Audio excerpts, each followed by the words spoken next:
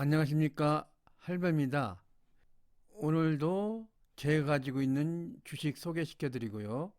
그리고 반전형 캔들, 반전형 패턴을 한번 차트를 보면서 한번 같이 알아보겠습니다.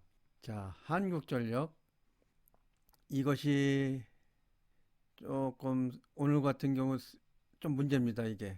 주봉에서도 약간 문제는 있는데 월봉에서 볼 때는 아직까지 뭐 그렇게 걱정은 없습니다. 행보하는 중에 하단에 있다고 보면 되는 것 같아서 그냥 이거는 연말까지 그냥 갈 겁니다. 배당까지. 배당 보고 들어간 거니까. 그러면 중간에 뭐 상태에 따라서는 팔 수도 있지만 지금 예정은 연말까지 그냥 쭉 볼 겁니다. 좀 떨어져도 연말까지 뭐 30% 이상 수익을 저는 뭐 생각하고 있습니다. 그리고 기업은행. 기업은행 어제 차트에서는 단기 매매자라면 어제 차트에 팔았어야 되겠죠. 음봉에 양봉 5개 음봉이면. 그러나 중장기 쪽으로 생각한다면 이거는 끝까지 참 어제는 단기 매매자는 왜 팔아야 된다고 말씀드렸냐면은 이게 파동으로 볼 때 1파, 2파, 3파, 4파, 5파에서 음봉이 나왔기 때문에 팔아야 된다고 말씀을 드린 거고요. 근데 오늘 그걸 완전히 극복하고 올라갔습니다. 요거를 같은 경우도 그냥 뭐 쭉 밀고 갈 겁니다. 아직 매도 신호는 안 나왔습니다. 제가 보는 관점에서는. 대우조선해양은 뭐 이거는 뭐 진짜 이러다가 목표가 44,000원 가는 거 아닌가 모르겠어요. 44,000원 가면 일단 한번 잘라줄 거고요. 그전에는 뭐 이런 주식은 새로운 파동의 시작이니까 이거는 그냥 두고 즐기는 거고요. 삼양식품. 얘가 좀 괜찮아요. 월봉상 5위평에 딱 걸쳐놨고, 괜찮습니다.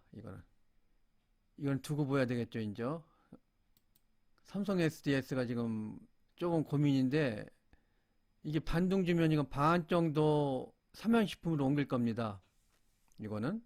월요일장에서 반등 주면, 그리고 반등 안 주면은 뭐, 여기 이 저점을 무를 것 같진 않은데, 이게 좀, 반등 안 주면은 그냥 가고요. 반등 주면 반 팔아서 310%갈 겁니다. 요거는 조금 일찍 샀어요. 셀트리온. 어제 급하게 그냥 흥분돼서 한번 방송해 드린 거 있죠. 여기서 요거 보고 여기서 확장형 패턴입니다. 근데 여기서는 고민을 많이 했는데 주봉 차트에 들어가서 보니까 요게 속임수 상승 이후에 낙폭이 컸고 이 이후에는 급상승이 예상하고 있습니다. 장기 하락했을 때나 장기 상승한 이후에 추세 변화하는 패턴에 대해서 설명을 드리겠습니다. 기억할 것은 장악한 캔들, 햄마형 캔들, 그리고 쌍바닥, 상승해서 하락할 때는 역햄마형 캔들, 장악형 캔들, 쌍봉, 쌍봉에는 오이평 쌍봉이 있고 봉쌍봉이 있습니다. 그 몇 가지를 정확히 기억하고 있으시면은 대바닥에서는 그것 중에 하나입니다. 그러면은 그거에 대해서 예를 한번 들어보겠습니다. GS컨설 차트입니다. 이거는 약간 인태형 정도로 보이는데 이것도 쌍봉이라 이것도 이런 식으로 봉쌍봉이라고도 볼 수도 있고요. 이것은 파이프형 장악형이라고 볼 수도 있습니다. 근데 여기서는 이걸 볼 때 만약에 요게 장악형이라고 판단하고 매수 들어갈 때는 요 양봉 있죠, 요 양봉. 이 양봉에 벗어났을 이후에 안착했을 때 매수가 들어가는 겁니다. 그리고 손절은 요거의 절반의 손절을 두는 거고요. 그러니까 여기에서 같은 경우는 요 캔들에 매수가 들어가야 되는 겁니다. 뭐 이거 지나서 얘기하는 것 같이 느껴지지만 요걸 보시면 압니다. 이걸 다 다른 걸 또 한번 보겠습니다. 또 대바닥 시세 여기도 마찬가지입니다. 요게 장악형 캔들입니다. 여기서 요 상단을 통과하고 안착했을 때 요 봉에서 매수를 하게 되는 겁니다. 그리고 손절은 이 2분의 1 되는 지점에서 놓고서 하는 겁니다. 이거 파이프형이라든가 이라고도 하고 장악형이라고 하는데, 요거에서는 꼭 지킬 것이 이 봉이 형성되고 나서 기다렸다가 종가가 이 봉 끝을 갔을 때 이 봉이나 이 봉에서 하는 겁니다. 그리고 손절은 요걸 기준봉이라고 했을 때 요거의 절반에다 손절을 두고서 거래를 하는 겁니다. 요것도 요 봉하고 요 봉 두 개를 합치면서 양봉을 그렸을 때 장악형이라고 볼 수가 있죠. 그러면은 요게 장악형이 완성이 되고 요 통과돼서 됐을 때, 통과되고 종가가 안착했을 때, 그때 매수에 들어가는 겁니다. 꼭 기억해 놓으셔야 됩니다. 요거를 갖다가 통과하고 나서 안착했을 때 들어간다는 거, 그 매매 원칙으로 정해 놓고 있어야 됩니다. 요것도 마찬가지죠. 요거 세 개를 합칠 때 요거를 음봉하고 양봉 세 개를 합쳐서 양봉 하나를 만들었을 때 장악형이 나오죠. 장악형이 완성된 이후에 요것을 통과하는 봉이 안착했을 때 들어가는 거. 손절은 요 양봉에 2분의 1이라 두는 거. 그걸 꼭 기억하고 있어야 됩니다.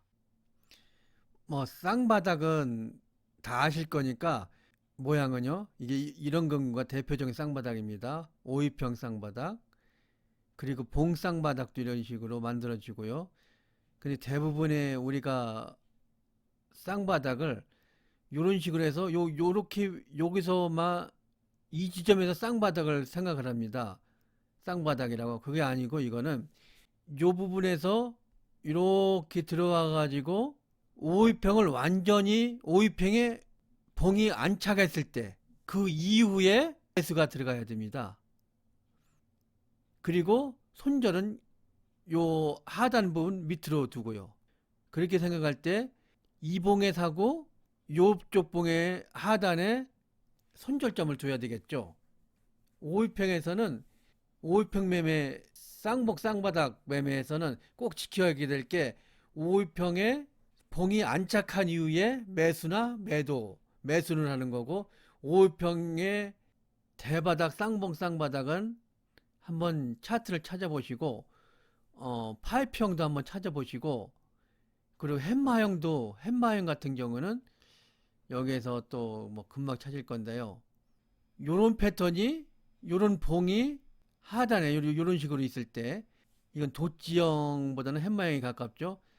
볼 때는 이게 변곡점이 될 수가 있어요. 여기도 보십시오. 요거에 고점에 이게 거래량 없이 이런 식으로 만들어진다 하면은 거래량이 줄어들면 이런 햇마형이 만들어지면 이건 고점입니다.